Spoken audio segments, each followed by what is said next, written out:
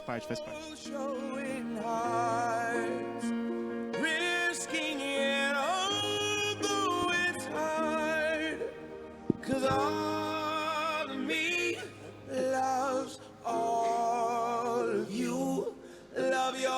Curves and all your edges, all your perfect imperfections. Give your all to me, I'll give my all to you. You're my end and my beginning. Even when I lose, I'm winning. 'Cause I give you all. Pessoal, agora sim, salva de palmas pro Evandro, vamos que vamos. Show! E aí, galera, beleza? Sei que vocês estão morrendo de fome aqui, prometo ser breve, na medida do possível. E eu queria conversar com vocês hoje sobre Event Driven Architecture. Quem aqui já trabalhou com arquitetura orientada a eventos alguma vez na vida? Vocês estão acanhados. Quem já ouviu falar de arquitetura orientada a eventos? Melhorou. Quem já teve raiva trabalhando com isso alguma vez na vida? Não, vocês estão acanhados. Eu sei que tem bem mais gente, não quero dizer. Tá, então eu quero conversar com vocês hoje sobre isso e como é que a gente consegue atingir resiliência e como é que a gente consegue atingir escalabilidade utilizando uma arquitetura nesse formato. Deixa eu descobrir como é que funciona aqui o... Vai.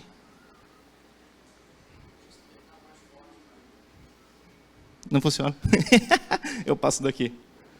Beleza? Então, meu nome é Evandro Mor, eu trabalho hoje em Curitiba, uma empresa que tem sede aqui em São Paulo, chamada Objective Solutions. E quando eu não estou desenvolvendo, eu gosto de fotografar, pilotar aviões e costumava dar aula. Hoje em dia, nem tanto mais. Gostos bem diversos, né? Não é bom em nenhum, é igual o pato, né? Então, a ideia dessa palestra é o quê? Uma busca por escalabilidade, né? E o que é escalabilidade? Um conceito que eu gosto bastante de usar em palestras e falar a respeito é que a escalabilidade é a propriedade de um sistema de conseguir lidar com o aumento da carga de trabalho por meio da adição de mais recursos. Então, se eu tenho um sistema que começa pequeno, ele começa a se transformar num sistema maior que exige mais recursos, eu consigo lidar com ele aumentando os recursos dele. Ok? Isso é escalável. Então, ele tem que funcionar do mesmo jeito que ele funciona com 1000 registros, ele tem que funcionar com 1 milhão, desde que eu tenha um hardware específico destinado para esse fim. Isso aqui não está funcionando mesmo, não. Vai sem. Então, as duas perspectivas que eu quero mostrar para vocês hoje é a perspectiva do software como um produto e a perspectiva do processo de desenvolvimento de software. Então, a escalabilidade ele pode atingir essas duas perspectivas. Né? Uma delas, então, é o uso do software, né? É diretamente relacionado com a carga do software, a carga do seu aplicativo, a carga do teu sistema. Conforme você vai aumentando o processamento exigido, você tem que também lidar com esse crescimento de maneira sustentável, de uma maneira mais orgânica. A concorrência também é um outro ponto onde a escalabilidade pode surtir efeito. Então, imagina quando você tem uma aplicação com 1000 usuários funcionando e você tem um salto em algum determinado momento, seja ele sazonal ou seja um crescimento orgânico da própria aplicação prevista, ele salta de 1000 para 1 milhão. Então, como é que o seu software vai lidar com isso? Como é que você vai conseguir escalar para que ele continue garantindo uma experiência de usuário adequada, uma boa experiência de usuário, sem quebrar, sem dar problemas? Né? O armazenamento de dados também é uma maneira que você pode escalar o teu software. Então, é muito comum você ter bases que crescem de maneira muito rápida, de maneira muito descontrolada, e você tem que ter previsto isso quando você está desenvolvendo. Outra é a questão da disponibilidade. Eu gosto muito de falar sobre segurança, né? Eu gosto de dar palestra sobre segurança. E a disponibilidade é um dos elementos de segurança, é um pouco relegado, ele é um pouco deixado de lado, mas um sistema, para ser seguro, ele tem que ser disponível. Então, de nada adianta ter um sistema que garante integridade e disponibilidade se ele não tem garante integridade e confidencialidade, se ele não consegue garantir também a disponibilidade, que é o quê? Quando o usuário quer acessar, ele tem que poder acessar. Já no processo de desenvolvimento, como é que a gente lida com a escalabilidade? O meu sistema tem que ser escalável no ponto onde a adição de novas funcionalidades, o desenvolvimento de novas funcionalidades, ele não impacta no processo. Eu não tenho que reescrever o software inteiro toda vez que eu precisar adicionar uma funcionalidade complexa. O Continuous Deployment. Então, eu consigo, para a galera que gosta mais de trabalhar com DevOps, hoje DevOps faz parte do pipeline de desenvolvimento de software também. eu consigo escalar o software na maneira que eu consigo jogar ele para dentro de uma ferramenta que integra e automatiza esse processo de entrega de software e colocado em produção. O ingresso de novos membros do time, vocês aqui já tiveram problema em entrar numa empresa e levar um tempo danado para conseguir entender o que o software faz? Isso é horrível, né? Então, escalar a entrada de membros dentro do time é uma maneira, faz parte da escalabilidade no processo de desenvolvimento de software. E, obviamente, a adoção de novas tecnologias, né? Às vezes eu quero usar um framework específico, quero usar uma biblioteca específica, quero usar uma linguagem específica, algum plugin específico, ou mesmo um banco de dados novo. Eu quero usar o que a tecnologia me oferece de melhor para conseguir resolver os problemas. É usar a ferramenta adequada para resolver o problema que eu espero resolver. Então, todos esses itens, eles fazem parte da perspectiva de escalabilidade, seja no software como produto, ou seja no software como processo de desenvolvimento. Eu gosto muito de usar essa imagem do cubo de escalabilidade, né? A gente tem 3 tipos de escalabilidade de software. Não só software, veio de outras coisas também. Mas a escalabilidade ela pode acontecer no eixo X, ou eixo horizontal, a gente chama de escalabilidade horizontal, consequentemente. Ela pode ser uma escalabilidade no eixo Y, ou vertical, e em profundidade no eixo Z. O que é a escalabilidade no eixo Y, que é a mais comum? É quando você tem um software que está levando mais tempo para se processar, ele começa a ficar lento, ele começa a ficar pesado. Você faz o quê? Qual a coisa mais comum que se faz aí para melhorar a performance? Põe hardware. Só que o hardware chega em um determinado momento que ele começa a se tornar tão caro que ele vira um impeditivo para escalar no eixo horizontal, no eixo vertical. Então, vai chegar um momento onde existe uma limitação física, onde eu não consigo colocar teras, não consigo colocar mais memória, não consigo colocar mais processamento para poder deixar o meu software mais fluido, funcionando da maneira como ele foi projetado no início. No eixo horizontal, por exemplo, então, o que a gente tem de escalabilidade? É a duplicação de instâncias. Quem aqui já utilizou Docker com Load Balancer e conseguiu duplicar várias instâncias, subir várias instâncias? É bacana, né? Escalabilidade horizontal é bacana, só que o seu software tem que ser projetado para isso, né? Não é só pegar um monolito, colocar ele inteiro no Docker, subir um monte de instância, atrás do Load Balancer e torcer e rezar para que isso vai dar certo. Não é bem assim, é um pouco mais complexo. É nesse ponto que eu quero conversar com vocês hoje, né? Como é que uma arquitetura orientada a eventos, ela facilita a escalabilidade no eixo horizontal e, consequentemente, nos outros também. Só para constar, a escalabilidade de eixo Z, ela é mais voltada para particionamento de dados.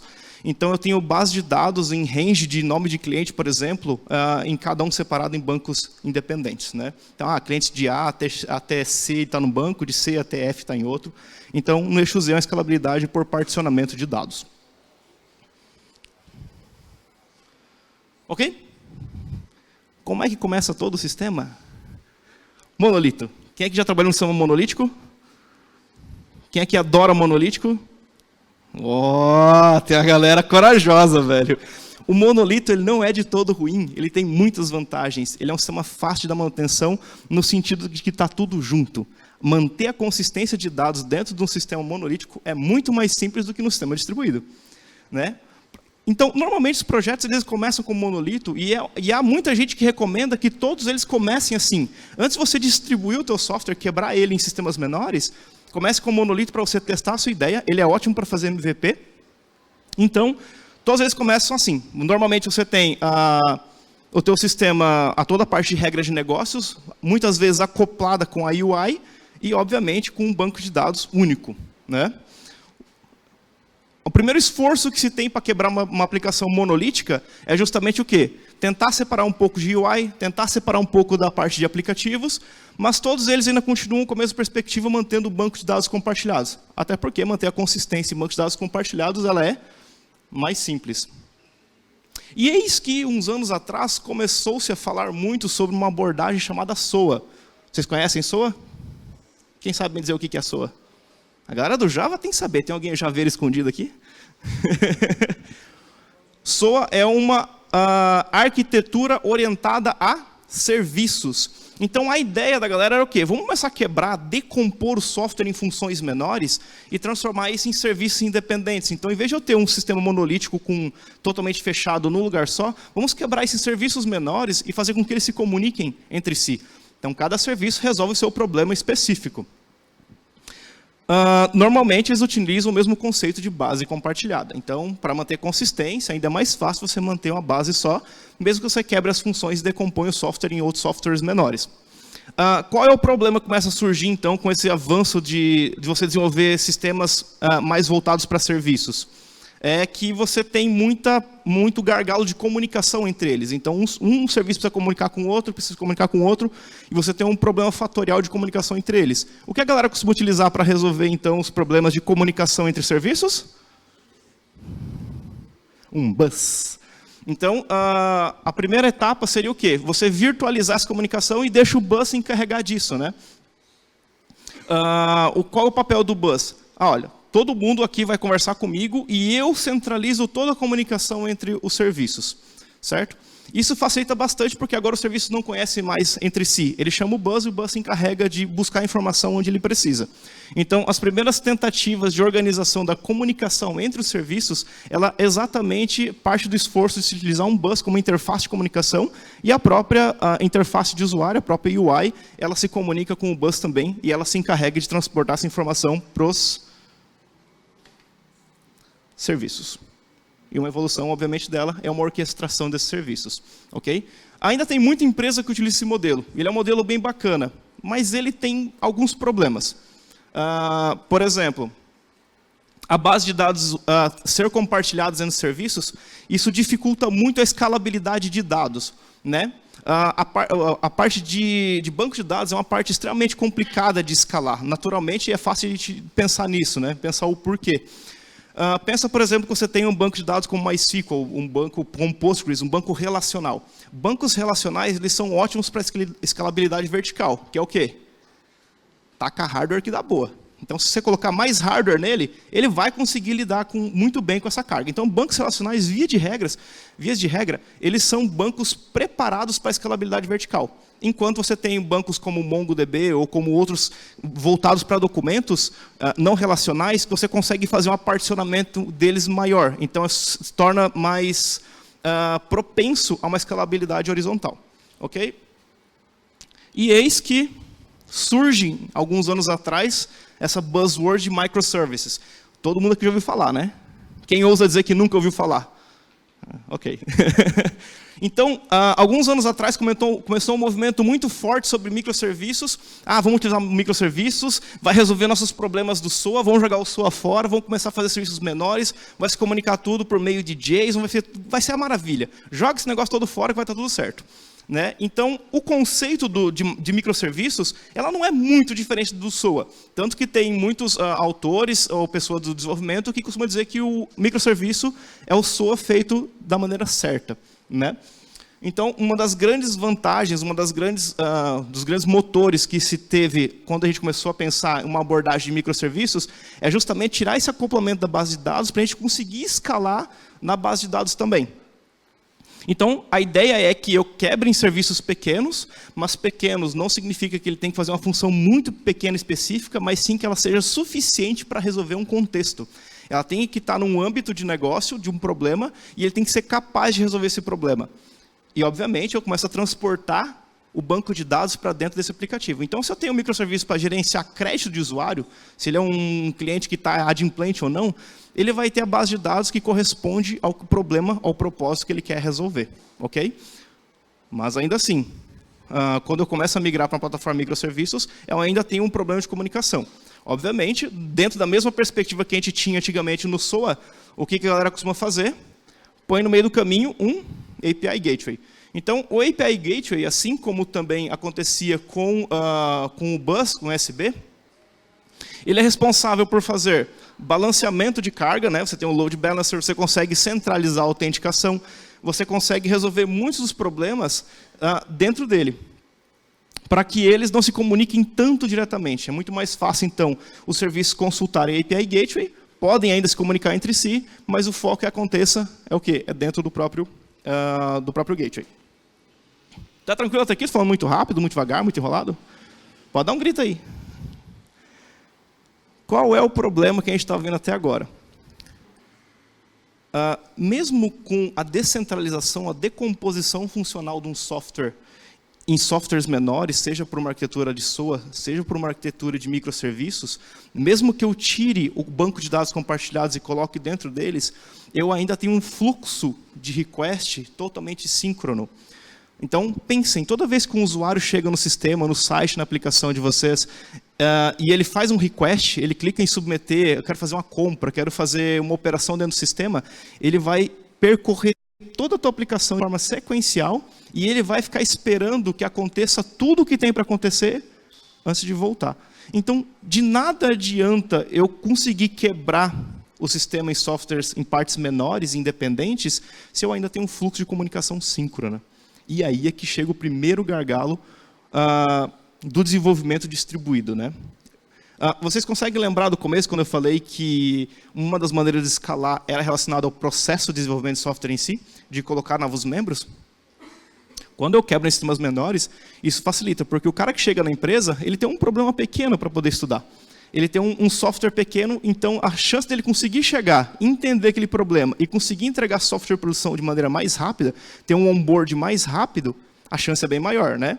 Eu consigo escalar quebrando isso em softwares menores. Mas o problema é que se eu tenho um software síncrono, ainda assim eu tenho um problema que se um quebra, todo mundo cai. Por quê? Porque o sistema inteiro depende de uma cadeia de requisições. Complicado, né? E aí é que surge Event Sourcing. O Event Sourcing, ele é um ponto... o Graça já gosta, né? O Event Sourcing, ele é o ponto principal de uma arquitetura orientada a eventos, né? Ele é a base da arquitetura orientada a eventos, porque agora a gente começa a modificar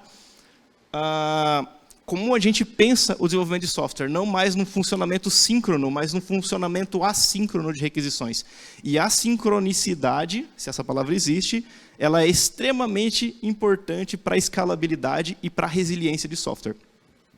Só para ter aqui o conceito do próprio Martin Fowler, o que é Event Sourcing, né? O Event Sourcing, então, ele garante que tenha uma mudança na aplicação e você não registre mais, não fique só colocando updates e atualizando o estado da sua aplicação.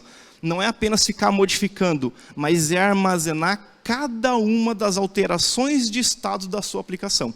Então pense, não existe mais update, existe o quê? Existe um enfileiramento de ações. Tudo que acontece você registra.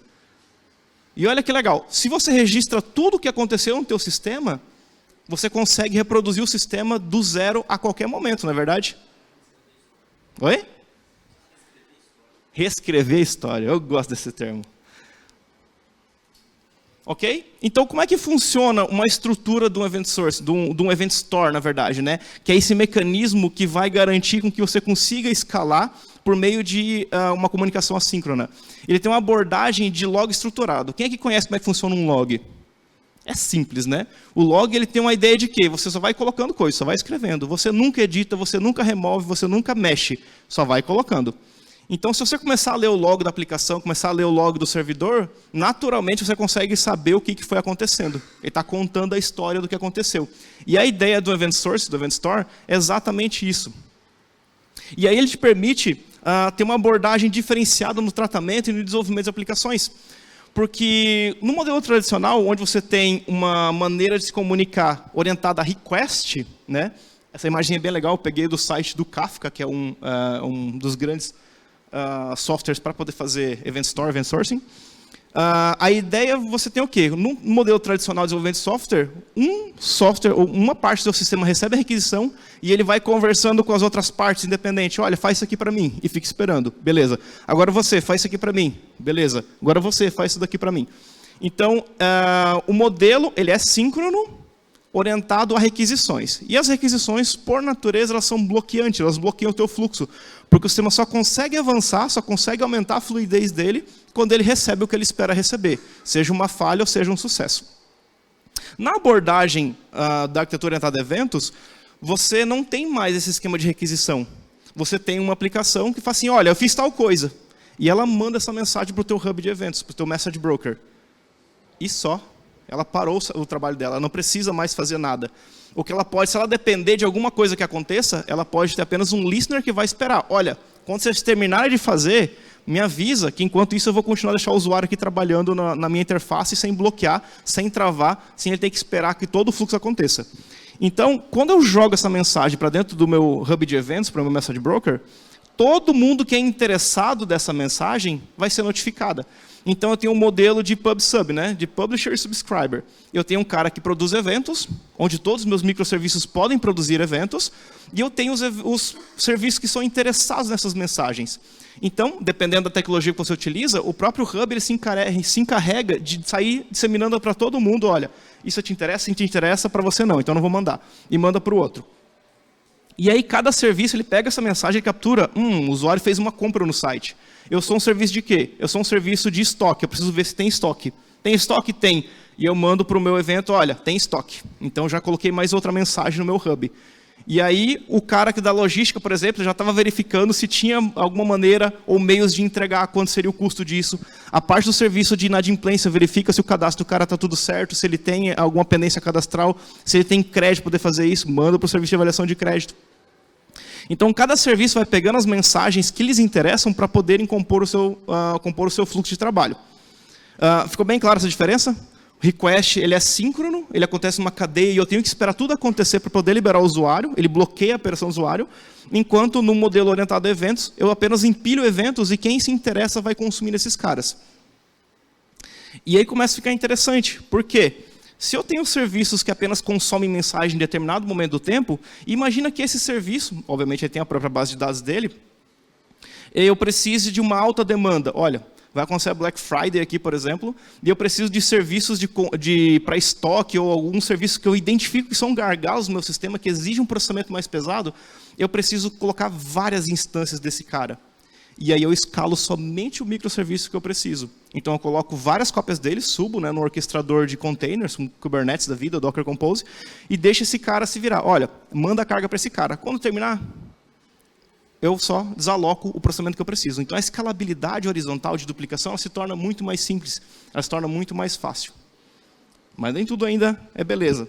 Nem tudo é só coisa boa. A gente tem algumas dificuldades, alguns problemas também na arquitetura orientada a eventos. Só para a gente reforçar um pouco mais essa ideia, então, um exemplo é, o usuário entra na interface do usuário, ele coloca uma ordem no serviço, no modelo de request tradicional, e o serviço contata para pagamento, espera a resposta, depois ele vai contatar, ver o estoque dele, está tudo ok, belezinha, que vai fazer suas operações, e tudo é o quê? Vai fazendo e espera, enquanto no modelo orientado a eventos seria o quê? A UI empilha um evento, coloca na fila de eventos, e deixa que os outros serviços processem. E ele vai ficar o quê? Listen to order confirmed. Então, ele vai ficar esperando o evento de ordem confirmada. Quando todos os serviços terminarem de fazer o que tem que fazer, um evento que ele espera vai ser colocado dentro do Hub. E esse evento vai notificar, olha, está tudo certo, agora está ok. Já está tudo concluído a tua operação. Então, antes de falar das desvantagens, vamos só recapitular quais são as vantagens e por que essa abordagem é interessante. Primeiro, eu tenho um log de auditoria 100% preciso, porque como o Grossi falou, se eu consigo reescrever a história, eu tenho todos os eventos desde o começo que o meu software começou até hoje, eu consigo subir um outro servidor, replica todos os eventos que tem lá e eu tenho o estado atual da aplicação, em um outro modelo totalmente independente. Eu sei tudo o que aconteceu. Se eu tenho algum problema de compliance, é só eu lá e olhar para o meu Event Hub e saber o que aconteceu. Eu consigo reproduzir todos os passos. Eu consigo fazer queries temporais. Se eu tenho um sistema de mensagens mais robustos, como, por exemplo, eu gosto bastante de utilizar o Kafka fornece uma plataforma de streamings. Pensar que os eventos eles são como um fluxo de dados. E eu posso pegar esses caras e retransformar, e modificar e analisar como eu quero. Então, eu consigo avançar no tempo, voltar no tempo, desconstruir e construir a aplicação. Nossa, encontrei um erro aqui. Eu posso voltar a aplicação até esse ponto, consertar e dar um replay. Bacana isso, né? Então, eu consigo fazer consultas temporais. Por exemplo, imagina que eu tenho um banco que tem muitas transações financeiras. E eu queria saber como é que está o status financeiro da conta do cliente X no ano 2017. Vocês conseguem fazer isso no modelo relacional, numa arquitetura de monolítica? Extremamente difícil. Mas se eu tenho tudo o que aconteceu, eu consigo simplesmente replicar os eventos até a data que eu quero e saber como é que estava o estado da minha aplicação naquele momento do tempo. Isso é ótimo para compliance também. Comunicação assíncrona, que é a vantagem de eu conseguir escalar serviços independentes, porque eles não dependem mais da comunicação entre si. Então, um serviço pode ficar fora do ar, que não vai impactar nos outros, cada um vai fazendo as suas operações, eu posso consertar o problema de um microserviço desse, subir de novo, ele pegar tudo que ele perdeu dos eventos e ele continuar de onde parou. Então, a tua operação, a missão crítica da empresa, ela não fica impactada pela comunicação, uma vez que toda comunicação é assíncrona. A consistência de dados fica muito mais fácil, porque eu tenho tudo centralizado num lugar só. A recuperação de dados, consequentemente, ela se torna facilitada porque, novamente, eu tenho tudo num lugar só e eu tenho todas as alterações de estados, então eu consigo recuperar dados. Isso torna muito mais fácil o processo de backup, de data recovery dentro de uma empresa.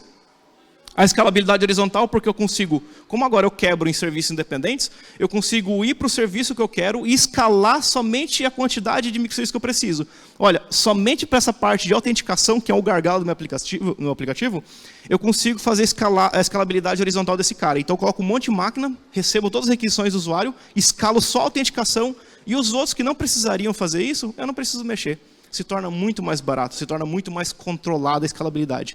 E se algum desses serviços eu não consigo duplicar tanto, né, não consigo fazer escalabilidade horizontal, eu consigo colocar mais máquina, colocar mais recurso de máquina na escalabilidade vertical, apenas para aquele recurso específico.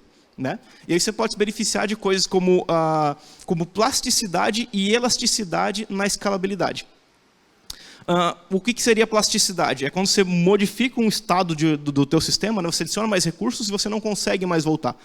No eixo vertical isso é muito mais comum. Eu coloco mais máquina, para eu conseguir tirar, é bem mais complicado. Até porque a tua aplicação já está demandando. Mas na horizontal é muito fácil fazer isso. Eu subo um monte de máquina, quando eu não preciso mais, eu desaloco. Então, elasticidade. Ok?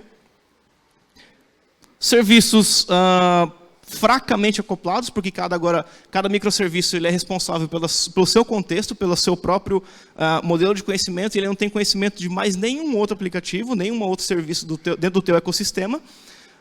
E, claro, é uma das grandes vantagens que a gente tem no desenvolvimento de software é ter software que sejam coesos, mas que tenham baixo acoplamento. Ele pode funcionar como um servidor de mensagens, não message broker, para comunicação entre os serviços, e uma das características, eu não diria uma vantagem, mas uma das características de um message broker é justamente a idempotência. Idempotência é a capacidade de um sistema de conseguir lidar com requests duplicados, com requisições duplicadas iguais e não duplicar a informação dentro do teu sistema. Então, se por algum motivo o broker tem que mandar 2 vezes, ele sabe que aquele sistema já recebeu e ele não vai duplicar a informação dele. Extremamente importante para uma arquitetura orientada a serviço, uma arquitetura de software de modo geral. Ok? Então, a característica de uma arquitetura orientada a eventos é o quê? Eu tenho um broker que centraliza as informações, permite que os serviços funcionem de maneira assíncrona e eu consiga voltar, consiga dar replay nos eventos e eu consiga modificar e ficar olhando no tempo, qualquer momento, como estava o estado da minha aplicação. Voltando para o nosso exemplo, então, o que a gente teria? A comunicação agora não aconteceria mais de forma síncrona. Claro, na frente ainda pode acontecer. Mas todos eles mandam mensagem para o Hub e o Hub é responsável por armazenar essas informações e distribuir para quem é interessado. Né? A gente chama esse modelo de pub-sub, né? De publisher e subscribers. Quem é que já mexeu com um padrão observer, por exemplo, dentro de uma aplicação? Design patterns. É muito parecido com isso. Cara, os caras que têm interesse no evento, eu mando para eles e eles se resolvem. Ok? Sistemas de mensageria mais robustos, eles permitem que você manda mensagem para o cluster e o cluster trate isso como filas, não filhas. Eu consigo mandar então para o cluster de vários serviços escalados horizontalmente e o cluster resolve quem é que vai lidar com essa informação. Não preciso que todos façam, eu preciso que apenas um faça. Então eu consigo dar vazão para o fluxo de informações e de mensagens que já estão enfileiradas dentro do meu hub de mensagens. Outra coisa que a gente pode se beneficiar é de data streamings. Isso aqui é uma característica do Kafka que eu conheço. Né? O Kafka tem uma ferramenta muito bacana. Ele tem interface para você trabalhar com streaming de dados. Lembra que eu falei para vocês que trabalhar com streamings não é trabalhar com estados independentes, mas pensar na informação como um fluxo contínuo e ininterrupto. Uma analogia fácil de entender é pensar que o streaming de dados é como se fosse um streaming de vídeo no YouTube. Né? É o quê? É acontecendo ininterruptamente. Então, você não vai capturar um estado. Você pode transformar, você pode avaliar e pegar informações nesse fluxo. E, obviamente, você consegue transformar isso em agregações. E essas agregações podem fornecer informações úteis também para você. Integração com sistemas legados. Claro, nem tudo é maravilha, né? Nem tudo você consegue, vou colocar agora uma arquitetura orientada a eventos dentro da minha aplicação, vou jogar o legado fora, quebrar tudo em microserviço e de sucesso. Quem já tentou fazer isso? Tentar quebrar um monolito, quebrar um monolito em microserviços. Você sabe que isso não é uma tarefa fácil e, mais importante, não é uma tarefa rápida. É difícil você sair quebrando o teu sistema, porque normalmente ele está todo emaranhado, ele está todo entrelaçado, ele está altamente acoplado. Então, sair quebrando não é simples. Mas conforme eu vou conseguindo quebrar, conforme eu vou conseguindo disseminar, como é que eu consigo já tomar benefícios de um sistema de eventos? Eu consigo utilizar um pattern que é muito comum, que os próprios hubs, os próprios message brokers têm, que é CDC, um pattern de Capture Data Change. Você consegue capturar as alterações de dados. Então, se eu uso um banco de dados relacional, eu consigo ficar ouvindo para cada coisa nova que modifica estado lá dentro, eu transformo isso num evento e o evento coloca dentro do meu hub. Então, você pode continuar fazendo o teu esquema aí de fazer update direto, fazer insert, poder fazer delete, tudo, não tem problema. Toda alteração que tem, o seu hub vai interceptar, por meio de um plugin, obviamente, para isso, ele vai interceptar essa alteração e ele transforma em mensagem e ele coloca no hub. Então, você tem o seu estado armazenado no modelo tradicional e você consegue já se beneficiar de eventos de alterações e consegue ter esse modelo de auditoria e de resiliência muito mais fácil. E no modelo muito mais complexo, então, onde eu consigo integrar o meu hub de eventos, ele é o core central, né? O Event Source ele é o core central da minha aplicação, que consegue se beneficiar de streamings, consegue fazer integrações com IoT. Hoje eu vejo bastante gente trabalhando com PHP junto com IoT. Então, facilita se você ter um local central de comunicação e integração com a tua aplicação. E uma coisa muito importante, que funciona muito legal dentro dessa estrutura, é usar CQRS. O Grossi gosta bastante disso. Por quê? O CQRS, quem aqui já ouviu falar? Quem nunca ouviu falar? Quem não sabe o que está fazendo aqui? Okay? E o CQRS, então, a ideia é você separar o que altera estado da aplicação do que apenas consome. Né? CQRS é um acrônimo para Common Query Responsibility Segregation, separação de responsabilidades, ou segregação de responsabilidades entre comando e query. Tudo que altera, você quebra o sistema em duas partes. Uma parte que modifica o estado, que sabe como transformar, né, mudar o estado da aplicação, e você tem, então, apenas sistemas que sabem consumir essa informação. Porque eu posso apenas querer um relatório. O relatório altera dados? Não altera. Então, eu só quero consumir esses dados. Eu tenho, por exemplo, um cadastro de usuário, uma alteração de usuário. Altera dados? Necessariamente. Então, eu posso ter um sistema para lidar para isso. Quebra, facilita, eu deixo cada um responsável pelo que quer, consigo escalar onde eu preciso apenas, e eu tenho um modelo muito mais conciso e muito mais transparente de onde eu preciso consumir. Os caras que consomem informações que já existem, que é a parte da query, dentro do seu sistema, eles não precisam passar pelo hub. Porque, lembra, o hub ele é um centralizador de alterações de estado. Se eu não estou alterando o estado, apenas quero consumir, eu posso ir para o serviço específico. E eu ainda assim posso ter um gateway para tornar mais transparente, mais centralizada a comunicação entre os meus microserviços. Ok? E aí, obviamente, eu posso integrar soluções de BI, eu posso subir, por exemplo, um banco específico para cada microserviço. Os benefícios que a gente consegue alcançar a partir de uma arquitetura desse modelo, utilizando microserviços, quebrando funcionalidades, é o quê? Poder utilizar a tecnologia correta, a ferramenta correta para resolver um determinado problema. Eu consigo beneficiar de novas tecnologias que estão surgindo no mercado e não ficar atrelado dentro de um fluxo, de um sistema monolítico, onde eu tenho que fazer tudo de uma vez, modificar as coisas é um pouco mais complicado. E, obviamente, você consegue abrir muito mais o leque de coisas que tem para fazer. E, obviamente, dentro de um pipeline de DevOps, eu consigo colocar minhas aplicações e fazer deploy muito mais rápido. Deu problema, é muito mais fácil consertar e colocar ela para rodar em produção. Eu não tenho que esperar muito tempo para fazer isso. Né? Isso é bom, né? Bom pra caramba. Ok? E era isso.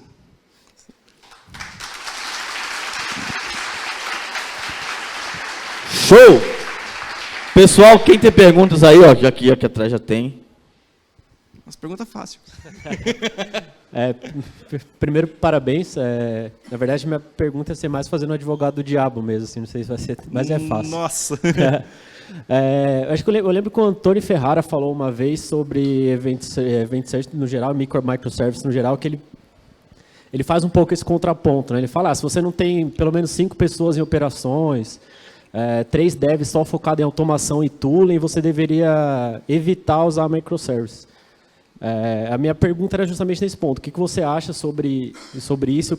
Quando a gente deveria evitar, quando a gente deveria usar? E o que você particularmente faz para gerenciar essa parte de arquitetura? Por exemplo, deploy entre microserviços que são dependentes entre si. Sei que o microserviço ele deveria ser independente, mas a gente sabe que na prática a gente tem bastante coisa. Talvez, sei lá, lançar uma mensagem que um serviço não está preparado para ouvir, enfim. Como é que você trata isso e sua opinião sobre essa situação dele? Muito obrigado. Eu vou tomar a sua pergunta e falar do negócio que eu esqueci de falar na palestra, que quais são as desvantagens disso aqui. Nem tudo é maravilha, tem problemas.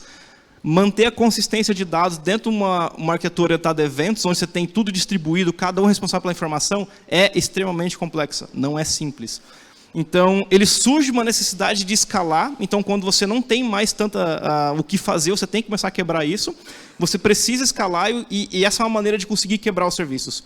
Só que manter a consistência de dados é muito mais difícil. No monolito está tudo num lugar só, está tudo numa base só. É muito mais simples. Quando você tem o usuário aqui, quando você tem venda aqui, quando você tem cartão de crédito aqui, tudo separado é extremamente complexo. Você tem duas maneiras de resolver isso, né? Só para mencionar, que são patterns para microserviços, né? Um é a orquestração por um padrão chamado Saga, e outro é a orquestração por meio de um padrão chamado sincronia. Não é sincronia, mas é uma coisa assim, né? De que ele coordena como isso vai acontecer. Isso é difícil, isso é complicado. Eu tenho que ter um conhecimento de DevOps muito mais aprofundado. Então, se eu tenho só lá 3, 4 devs para poder desenvolver meu software, cara, é um tiro no pé você tentar ir para uma arquitetura desse nível.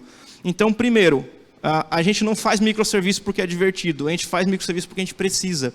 A gente precisa escalar. E é essa necessidade que tem que puxar a arquitetura. Não é natural. Lembra que eu falei assim, todo software começa monolítico?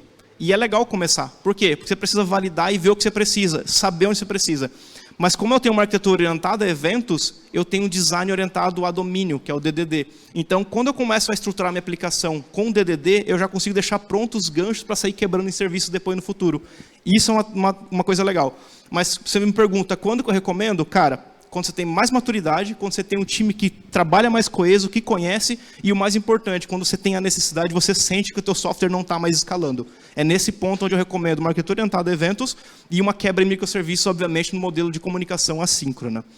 Então, vantagens. Para um time maduro, um time com mais gente, um time que tem necessidade disso, recomendo totalmente. Para um time pequeno, que está fazendo MVP, uma startup que está começando, comece pensando em fazer isso no futuro. Deixe os ganchos no lugar certo, mas não vá para essa linha porque é extremamente complicado. Pessoal, umas perguntas aqui? Bom, pode falar? Opa. Bom, antes de mais nada, parabéns. Eu acho que você, por exemplo, você conseguiu sintetizar vários conceitos complicados de arquitetura de software dentro de uma palestra. Isso aí foi show. No caso, eu vi que você usou a parte do Command Bus como se fosse fazendo parte de uma Gate API. E ali você recebe seus comandos e você tem uma série de microserviços do lado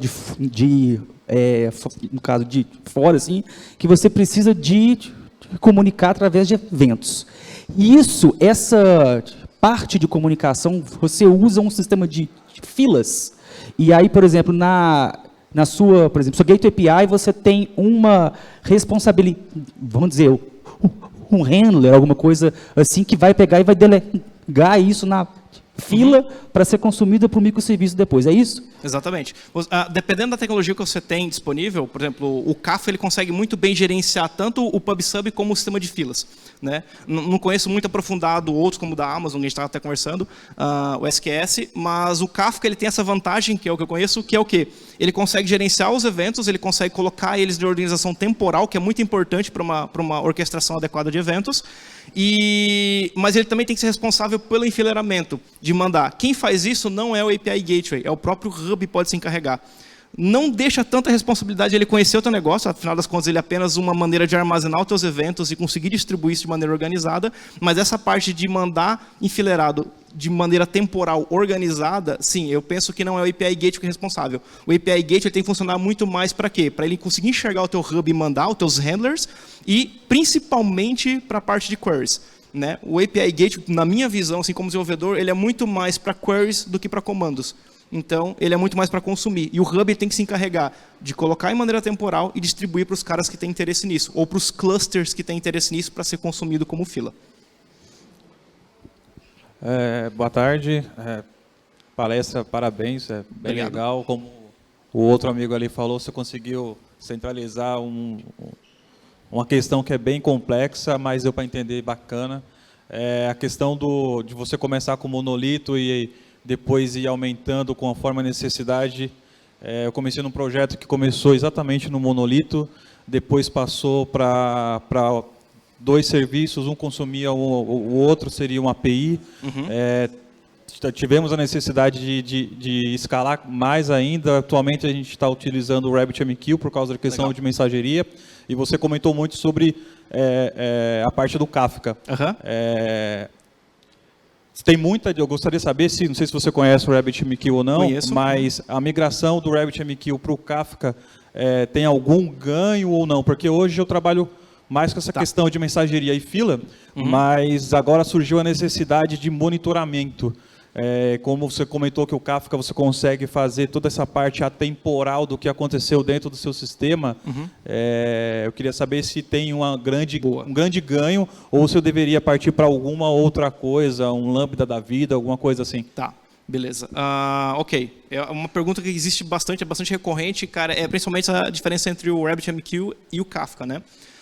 Eu já trabalhei com os dois, eu optei mais pelo Kafka porque o Kafka ele é um message broker burro, por assim dizer. Ele não centraliza, ele não se preocupa quem recebeu ou não recebeu, ele não dá tanto replay em mensagens como o RabbitMQ faz. Então, lembra que existia um problema quando a gente tinha os message bus, lá, os SBs na abordagem de SOA?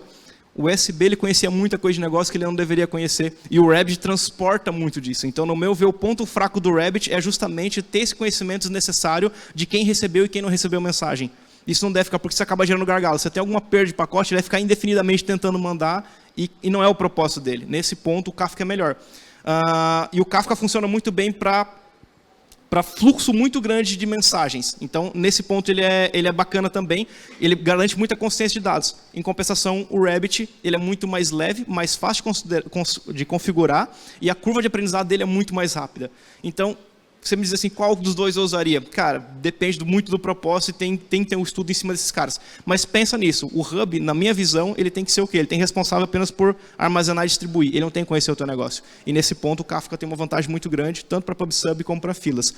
A migração não é simples, ela é bastante complicada, exige um trabalho, você tem que ter algum sistema para poder fazer essa transposição de dados de um para o outro. Mas se o teu negócio exige isso, né, ter um negócio mais leve, claro, tem um nível de complexidade, mas que é um negócio que seja mais enxuto e deixe toda a regra negocial no teu microserviços, eu sugiro muito mais ir para o Kafka. Eu acho que tem um ganho muito grande nisso tudo. Beleza? Parabéns pela palestra. Valeu. Partindo da ideia que você tem um monolítico e que você está indo para uma estrutura dessa, como é que você faz, ou qual que é a sua estratégia para migrar isso, pensando que tipo, o negócio está sempre mudando, você tem a implicação da parte técnica nisso. Okay. Como é que você tem não uma bala de prata, mas você tem tipo, alguma estrutura padrão para começar a fazer isso? Tá, deixa eu ver se eu entendi. A tua pergunta é muito mais, cara, a gente está construindo avião no ar. Tipo, a gente não pode parar a operação para vou migrar aqui. Cara, não tem jeito fácil, não tem jeito seguro. Para você sair do caos, para ir para o Greenfield de novo, você vai ter que ter times que consigam dar sustentação, mas que estejam alinhados com como essa migração está acontecendo. E é uma recomendação não só minha, mas de muita gente que passou por essa dor de fazer migração de um monolítico para microserviço, é justamente fazer o quê? Cara, comece pelas coisas menos críticas para você ganhar know-how, ganhar expertise, e aí você começar a entender, é assim que funciona, é assim que eu começo a orquestrar e manter a consciência de dados. Não tem segredo, você vai ter que ter times para poder fazer isso. O mesmo time não consegue dar manutenção e migrar ao mesmo tempo. Então, tem uma parte de sustentação, que é manter, e começar a ir desacoplando aos poucos. Falei, cara, beleza? Cara, parabéns, excelente palestra. Como Obrigado. todo mundo já disse, você conseguiu sintetizar um conhecimento vasto de arquitetura dentro de uma palestra, isso é muito bom, porque preenche lacunas de dúvidas que a gente tem. Minha pergunta é em relação à parte que você falou, né? Primeiro, sobre começar com microserviço, tem até um artigo do Martin Fowler que ele fala como monolith first, né? Então todo mundo deve começar com monolito para poder entender melhor as regras de negócio, como estão organizadas ali a lógica de negócio. E a pergunta vai, na sua opinião, né, quando a gente evolui de uma aplicação de monolito para microserviços, né, a gente tem que encontrar, né, como esse código de negócio é delimitado. E o pessoal fala muito sobre Domain Driven Design na parte de Bounded Context. Como isso está relacionado? O que você poderia dizer da sua experiência com isso para a gente? Obrigado. Então, a questão, como eu falei, a arquitetura orientada a eventos, ela funciona muito bem com CQRS, parece que foram feitos um para o outro, né, essa separação. E a parte mais crucial, mais crítica, é exatamente você ter um design orientado ao domínio. A arquitetura é orientada a eventos, mas o design é orientado ao domínio. Para você fazer decomposição funcional, sair quebrando o seu sistema em sistemas menores, se você não tiver uma boa modelagem de dados do teu sistema, cara, vai ser uma dor de cabeça gigantesca. Você pode começar com monolito e você deve começar para você ganhar conhecimento de negócio. Mas já faça a tua arquitetura de código, por assim dizer, separando as funções, separando e quebrando o teu sistema por funcionalidade. Para o dia que você precisar tirar esse cara, seja muito mais simples. Claro, essa nunca é a realidade. A realidade é o quê? Você tem um código espaguete, tudo misturado, um autoacoplamento entre teus serviços. Então, antes de pensar em sair quebrando o teu código, cara, organiza o código que você já tem. Organiza, tenta aplicar um pouco de DDD, tenta separar um pouco mais, faz mais uma separação de responsabilidades, entenda as funções e faça com que elas se enxerguem de maneira independente, naquela visão de plugin, né? Você faz a inversão do controle, né? Injeção de dependência e tudo mais, mas principalmente a inversão de controle e enxergue ele como um serviço independente. E aí você consegue desacoplar, ok? Começa monolito, pensando em DDD, se não tem, primeiro vai para o DDD e depois sai decompondo o teu software para poder escalar, de maneira mais fácil. Show, pessoal. Então, uma salva de palmas para o Evandro. Valeu demais aí. Galera, avaliem lá no Joined In. Isso. Se gostou, diga que gostou. Se não gostou, meu nome é Grossi. Pode colocar. Então, pessoal, o joined.in, em algumas palestras a gente vai colocar o link aqui, mas é joined.in. E você entra lá e vai ter o PHP Community Summit, só avaliar as palestras lá. Agora a gente vai para o almoço, vamos comer felizes. Temos 2 horas para comer e para voltar, então dá para comer, dormir se vocês quiserem e voltar acordados, pelo amor de Deus. Então, 3 da tarde, estamos de volta. Valeu, galera. Até daqui a pouco. Show, valeu. Eu vou colocar a palestra lá para quem quiser ver depois, os slides. Pô, tu não usou o passador? Porque estava desligado, caraca, não ligou? Tá que pariu.